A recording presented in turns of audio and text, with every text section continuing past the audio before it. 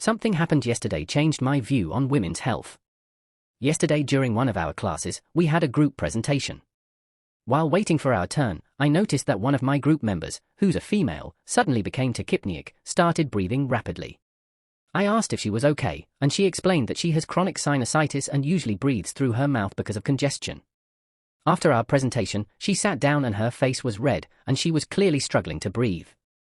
I asked again if she was okay. She looked at me while crying silently.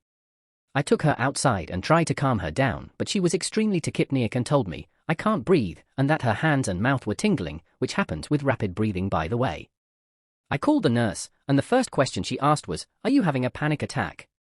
The girl said no and mentioned that she has sinusitis flare-up, but the nurse proceeded to say, it's okay, maybe this is your first presentation of a panic attack, and continued asking if she was feeling stressed or struggling mentally. Keep in mind that the poor girl was literally out of breath and saying she felt like she was going to faint.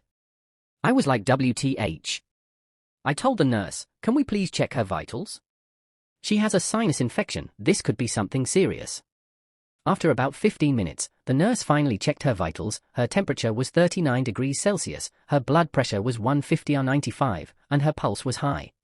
I immediately offered to drive her to the ED with one of her friends because I knew this clearly wasn't a panic attack. And guess what? She was later diagnosed with SIRS, which could have progressed to sepsis if we hadn't acted quickly.